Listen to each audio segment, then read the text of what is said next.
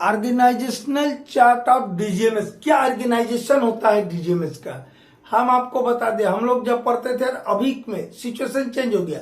हमारे टाइम में 6 जोन थे, 21 रीजन थे और 5 सब रीजन थे। आज के डेट का हम बता रहे, अब ये चेंज हो गया, खत्म हो गया। ये कहीं लिखा होगा उसको भूल जाइए। आज at present there are 8 zones. कितने जोन है? There are 8 zones. कितने जोन में बांटा है पूरे इंडिया को डीजीएमएस ने? 8 जोन में। 8 जोन मतलब 8 जगह डीडीजी बैठते हैं, ठीक है, हिंदुस्तान में। और रीजन जो है, at present region is 29, but सब रीजन कम कर दिया। सब रीजन बचे अब 2। सब रीजन कितने बचे हैं? 2। हमारे टाइम पे थे 5। ये था 5, ये अब हो गया 2। ये था 21, ये 29 हो गया। ये था 6, ये हो गया 8। ठीक है, तो समय के साथ चेंजेस होते रहता है। 2009 में चेंजेस किया ये सब, ठीक है। सिर्फ सब रीजन 2 बच्चे हैं, एक परासिया और एक नेल्लोर।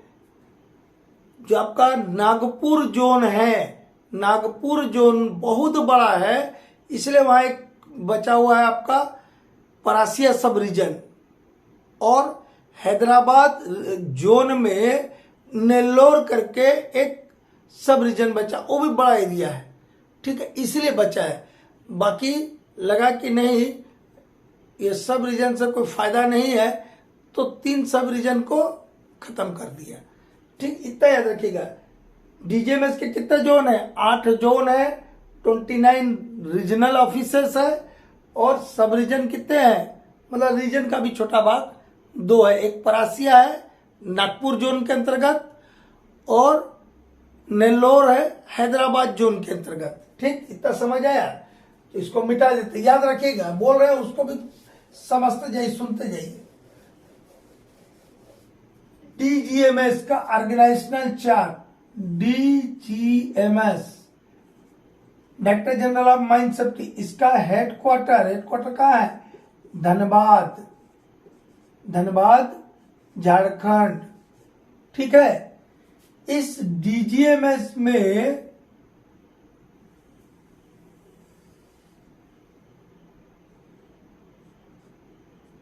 ये डीजीएमएस जो है इस पूरे directorate general of mine safety का मुखिया है, प्रमुख है, ठीक है, बॉस है।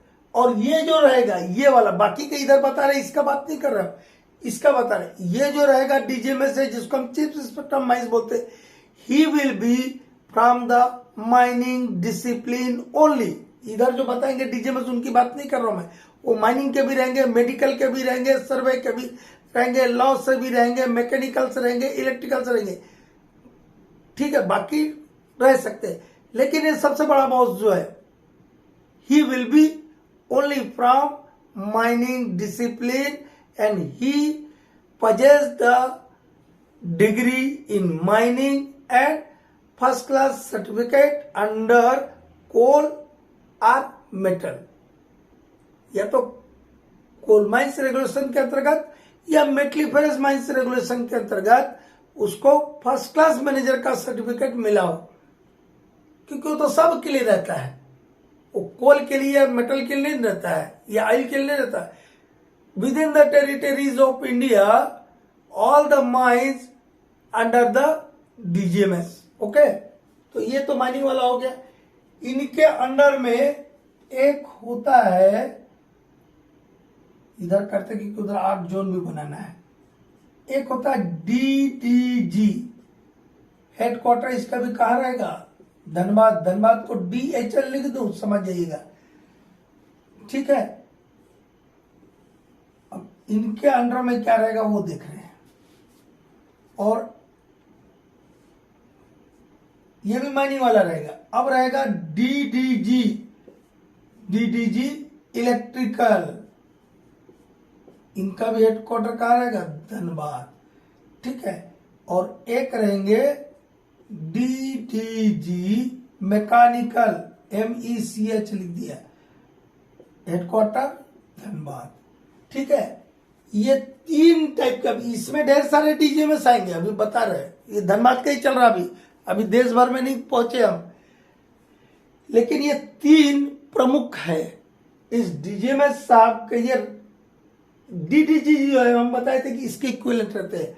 DDG deputy director general mine safety electrical, deputy director general mine safety mechanical और deputy director general of mine safety. ये तो एक इलेक्ट्रिकल का हो गया, एक मैकेनिकल का हो गया, और ये महोदय जी है ये माइनिंग वाले रहते हैं। इनके अंडर में ढेर सारे डिपार्टमेंट रहते हैं, ठीक है। इनके अंडर में भी एक दो रहता है। जैसे ये डीडीजी है तो इनके अंडर में कोई एक आधा डीएमएस या डीडीएमएस रहेगा, इनके अंडर में एक डीएमएस या एक आधा डीडीएमएस रहेगा, ठीक है। और ये जो डीडीजी है हेडक्वार्टर धनबाद, जो माइनिंग वाले हैं, इनके अंडर में कौन से इंस्पेक्टर रहेंगे, कौन से डायरेक्टर रहेंगे। एग्जाम सेक्शन का डायरेक्टर रहेगा, एग्जामिनेशन सेक्शन, ठीक है। उसके अलावा सर्वे से एक डीजीएमएस रहेगा, इन्हीं के अंडर में रहेगा। ये सब छोटे पोस्ट वाले रहेंगे, जो भी हम बताए ना, एक चार्ट बताए, डीजीएमएस, डीडीजी, उसका डीएमएस, उसके बाद जेडीएमएस, उसके बाद बताया डीडीएमएस, उसके सबसे नीचे बताया assistant director of mine safety. तो ये सब जो है टीएमएस लेवल के, कोई डीडीएमएस लेवल के रहेंगे, ठीक है। एग्जाम, सर्वे, लॉ, स्टेटिस्टिक्स,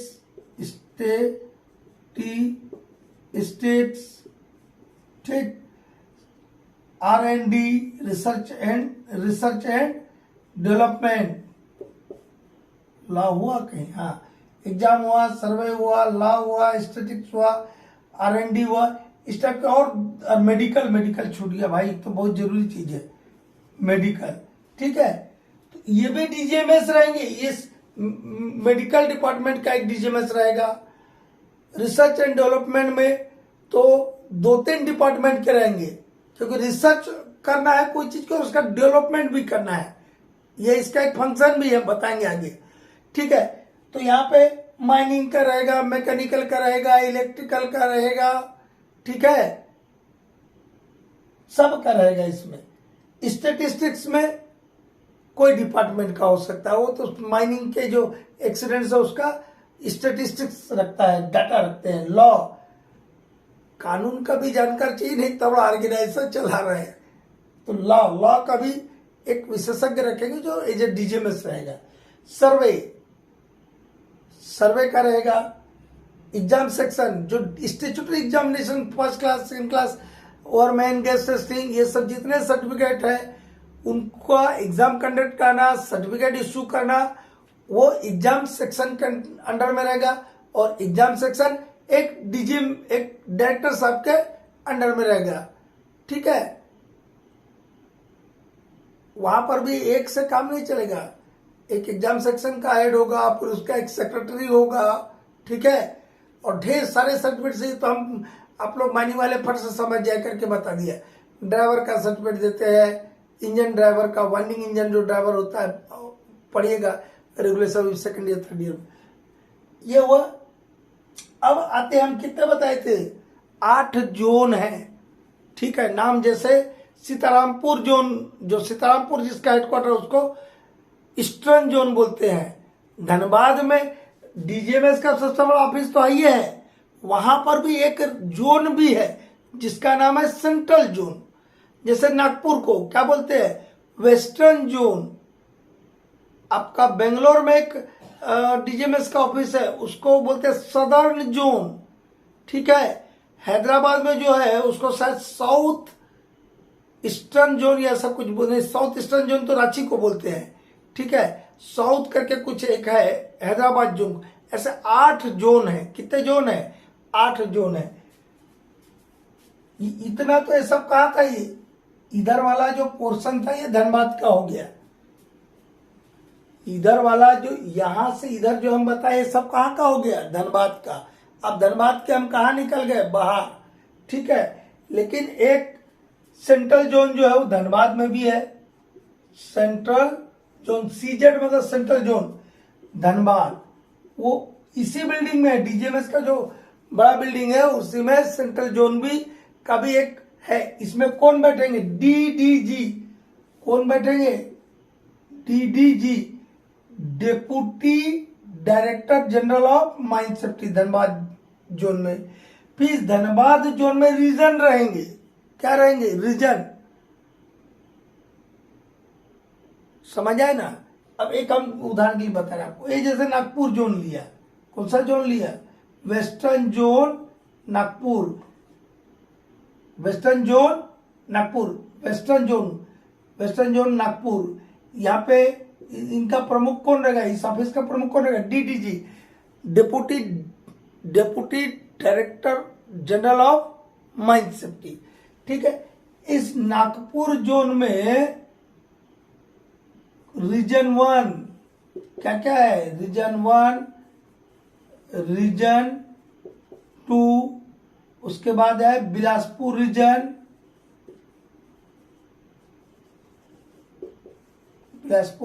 और जबलपुर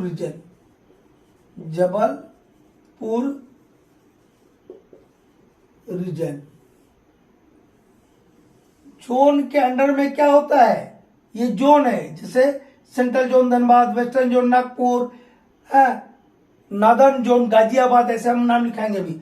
तो हर एक जोन, जैसे धनबाद के अंतर्गत भी कुछ रीजन आएंगे, वैसे ही ये रीजन मतलब एक क्षेत्र, जोन मतलब बड़ा एरिया, और रीजन उससे छोटा एरिया, और सब रीजन और छोटा एरिया। ठीक है। तो रीजन 1, रीजन 2, रीजन 1 में कुछ माइंस दे दिया होगा, रीजन 2 में कुछ माइंस रहेगा, बिलासपुर रीजन में मान लो कुछ माइंस होगा, और जबलपुर रीजन में कुछ माइंस होगा, चाहे वो कोल का हो, मेटल का हो। ठीक है। ये हुआ। और इसी में नागपुर जोन में एक सब रीजन है जिसका नाम है परासिया। ये परासिया क्या है? सब रीजन है, सब रीजन है। और अब सब रीजन बचे 2 ही, एक परासिया है और हैदराबाद में एक नेल्लोर है। तो आपका डीडीजी धनबाद हो गया जो सेंट्रल जोन में बैठते हैं, वेस्टर्न जोन में नागपुर हो गया। इसके बाद आपका साउथ ईस्टर्न जोन रांची, तो यहाँ डीडीजी रांची बैठेंगे। इनका भी क्या होगा? ऐसा ही रीजन रहेगा, जैसे कोडरमा रीजन है, जोन नहीं है। समझे कि नहीं? कितना हुआ? 1 2 3। Sitarampur eastern zone Sitarampur, DDG Sitarampur. ऐसे आपके 8 जोन रहेंगे, हम नाम बोल दे रहे। Central zone Dhanbad, western zone Nagpur, south eastern zone Ranchi में फिर ढेर सारे रीजन होंगे। ठीक है, सब रीजन नहीं है। उसके बाद ईस्टर्न जोन सीतारामपुर, एक आपका जोन है हैदराबाद, एक है बेंगलोर, एक है गाजियाबाद और एक है उदयपुर। ये आपका क्या हो गया? 8 जोन है। उसमें 29, 8 जोन में मिला के कितने रीजन है? 29 रीजन है और 2 सब रीजन है। ये क्या हुआ आपका? Organisational chart of DGMS. ठीक है। तो कहने का मतलब ये हुआ कि माइनिंग वाले बच्चा लोग सिर्फ ये सोचता है कि वहां डीजीएमएस से माइनिंग वाला होता है। नहीं, सिर्फ चीफ इंस्पेक्टर माइंस जो रहेगा वो सिर्फ माइनिंग से ही बनेगा।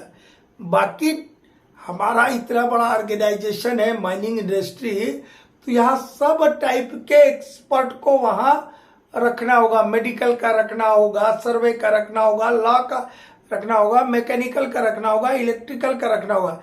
वो तो देश लेवल पे जो धनबाद में हो गया, पूरे कंट्री का कहाँ पे है हेड ऑफिस? धनबाद। और ऐसे 8 जोन बनाए हैं। 8 जोन में फिर रीजन रहेंगे। ठीक है। रीजन में जो डीजीएमएस साहब बैठते हैं उसी को बोलता है coal mines regulation regional inspector of mines, बोलता है ना जी, RIM। हम कई बार रेगुलेशन मेरा पढ़ते होंगे या नोट्स, तो हम RIM लिखते हैं। RIM मतलब रीजनल इंस्पेक्टर ऑफ माइंस। यहां तो नागपुर जोन एक एग्जांपल ले रहे हैं, नागपुर जोन में डीडीजी है, ये जोन है, ये क्या है, दिस इज द जोन। ऐसे 8 जोन है देश में। इस नागपुर जोन में रीजन है, region 1, region 2, Bilaspur region, Jalpur region. तो यहाँ पे एक रीजन 1 में एक क्या होगा, रीजनल इंस्पेक्टर ऑफ माइंस होगा। यहाँ पे क्या होगा, एक रीजनल इंस्पेक्टर ऑफ माइंस। हाँ, इनके सहायता के लिए इनसे छोटे पोस्ट वाले जो है वो इंस्पेक्टर इनको सहायता करने के लिए रहेंगे। एक आदमी से नहीं होगा, ऑफिस एक आदमी से चलता है क्या, और वो भी सिर्फ माइनिंग के नहीं रहेंगे, माइनिंग का रहेगा, इलेक्ट्रिकल का रहेगा, मैकेनिकल का रहेगा, ये मेडिकल। ये जो यहाँ दिख रहा है ये वाले सिर्फ धनबाद में रहते हैं, ठीक है। लेकिन ये वाला इलेक्ट्रिकल, मैकेनिकल और माइनिंग, ये तीनों जो है हर जगह मिलेगा, चाहे छोटा पोस्ट में हो चाहे बड़ा पोस्ट में हो। ये बिलासपुर रीजन में एक डीजीएमएस साहब बैठेंगे, एक डायरेक्टर साहब बैठेंगे। वो डायरेक्टर को माइंस रेगुलेशन क्या बोलता है, रीजनल इंस्पेक्टर ऑफ माइंस। और चीफ इंस्पेक्टर ऑफ माइंस बोला मतलब क्या हुआ, डीजीएमएस। और इंस्पेक्टर ऑफ माइंस बोल दिया मतलब आपके जो डीडीएमएस टाइप के जो डीजीएमएस के अधिकारी होंगे उनको इंस्पेक्टर ऑफ माइंस टाइप का, ठीक है। अब इसके बाद हम और एक वीडियो देखेंगे, role and function of DGMS.